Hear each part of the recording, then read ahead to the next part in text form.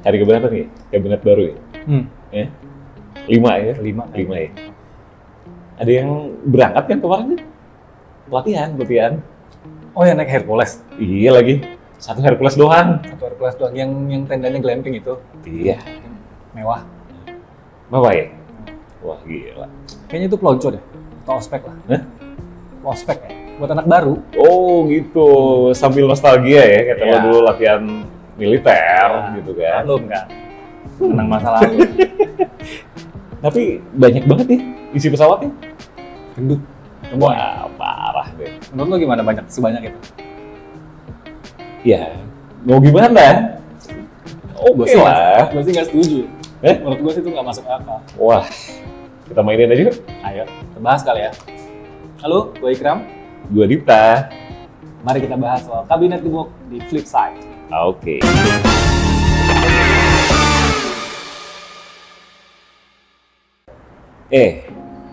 Lu yakin? Indonesia itu kan negara besar yang punya keterwakilan akan kelompoknya. Indonesia itu kan negara yang gede ya. Terus di dalamnya ada yang namanya keterwakilan kelompok. Pak Prabowo itu ngasih contoh Timor Leste. Lo tahu nggak Kram? Timor Leste itu jumlah penduduknya berapa? Dia itu negara yang sekecil itu ada 1,3 juta penduduk. Yang menarik, menteri kabinetnya sampai 28, ya kan? Kalau kata Pak Prabowo sih, itu tuh gara-garanya ada koalisi di pemerintahnya Timor Leste. Nah, nggak cuma itu nih ya. Pak Prabowo juga udah ngambil sikap buat ngangkat persatuan dan ngerangkul semua kekuatan dalam kelompok. Jadi masing-masing pihak itu ada perwakilannya, gitu kan? Ada Indonesia Barat, Indonesia Tengah, Indonesia Timur. Terus nggak cuma itu, sukunya juga ada suku Sunda, suku Jawa, dan banyak suku-suku lainnya yang ada di Indonesia. Gitu katanya. Gimana? Tapi APBN semakin terbebani dan semakin terkuras. Gitu ya. Yang namanya kementerian pasti perlu pendanaan dari negara untuk beroperasi, entah untuk programnya atau untuk gaji menteri dan wakil menterinya. Nah, semakin banyak kabinet, semakin banyak anggota kabinet, artinya akan menambah beban baru bagi fiskal negara.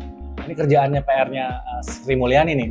Satu menteri aja gajinya sekitar 18,65 juta per bulan. Nah, kita punya 53 menteri. Belum lagi tunjangannya. Sementara wakil menteri, dia punya gaji dan tunjangan sekitar 18,9 juta per bulan. Dikali aja ada 56 wakil menteri. Berapa negara harus bayar coba? Itu belum termasuk fasilitas-fasilitas lain, seperti uang tunjangan perumahan, kesehatan, dan kendaraan dinas. Banyak banget coy. Itu baru menteri dan wakil menteri, belum lagi staf sus, kepala badan yang setingkat menteri. Jadi tantangan lagi buat Sri Mulyani bagaimana dia bisa mencari cara untuk membiayai pendanaan kementerian ini yang gemuk ini. Jangan lupa juga ada yang harus diakomodasi dari kebijakan Prabowo Gibran. Nih ya, ada yang namanya kebijakan prioritas KRAM Prabowo Gibran, gitu kan? Mereka sebagai presiden dan wakil presiden itu punya kebijakan prioritas. Kenapa itu penting ya?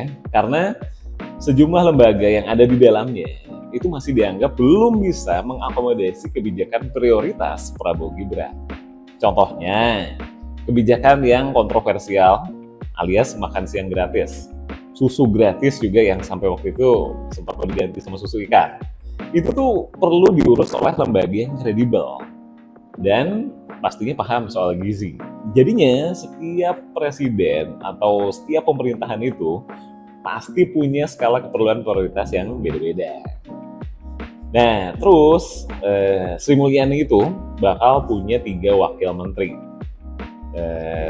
Ini juga sebenarnya ada sisi yang perlu kita garis bawahi secara objektif gitu ya. Lebih itu tuh nggak semata-mata 3 jadi banyak gitu. Ada alasan-alasan kenapa sih ada 3 wamen di Kementerian Keuangan atau Menteri Keuangan gitu kan. Yang pertama itu pembagian fokus yang lebih spesifik. Karena tugas dan tanggung jawab di Kementerian Keuangan itu luas banget. Ada kebijakan fiskal, ada perpajakan, sampai pengelolaan utang dan penerimaan negara loh. Contoh yang lain lagi, ada Badan Penyelenggara Haji KRAP yang bakal terpisah dari Kementerian Agama. Justru kalau kata kuncinya udah akomodasi ini nih, rawan korupsi. Nah, nyambung sama yang tadi, kabinet gemuk ini kan identik sama bagi-bagi kue ya, bagi-bagi kue kekuasaan, balas jasa. Dan faktanya, sebagian besar anggota kabinet merah putihnya Prabowo ini memang merupakan tokoh partai atau orang-orang terdekat dia. Menurut gue sih ini bisa memperbesar peluang terjadinya korupsi atau minimal konflik of interest. Ketika mereka harus memprioritaskan program, dia tentu akan mendahulukan program-program yang bermanfaat langsung atau yang menyentuh langsung kepentingan partainya atau latar belakangnya ketimbang kebijakan negara dan rakyat. Ini harus jadi perhatian Prabowo untuk mencegah atau minimal meletakkan aturan yang bisa menindak tegas terjadinya konflik of interest seperti tadi. Walaupun katanya para menteri ini sudah menandatangani fakta integritas. Justru karena itu ada keinginan untuk membentuk koalisi pemerintahan yang kuat. Kram, lu tahu nggak? Kalau koalisi pemerintahan yang kuat itu ada, gitu ya, program-program pemerintah bakal cepat terakselerasi. Nggak bakal ada lagi tuh yang namanya penolakan dari parlemen. Dan koalisi ini juga mayoritas kok di parlemen. Terus efek lainnya, nggak ada yang namanya oposisi di parlemen. Belum lagi kalau kita bicara tumpang tindih antara kebijakan di pusat dan daerah, terutama daerah ya. Banyaknya menteri dan lembaga-lembaga baru yang dibentuk itu berdampak buruk terhadap pelaksanaan program, khususnya di daerah. Karena yang udah-udah nih ya, pemerintahan kita berjalan simpang siur, tumpang tindih. Ada kebingungan antara pusat atau daerah, pakai aturan yang mana. Kalau dulu kita punya Bappenas atau Kemendagri yang sama-sama bisa menjadi rujukan bagi peraturan-peraturan yang mungkin tumpang tindih. Tapi kayak sekarang misalnya, Kementerian Dalam Negeri dan Kementerian Desa, itu kan ada irisannya. Atau ada kementerian koordinator yang mirip-mirip fungsinya, bisa overlap.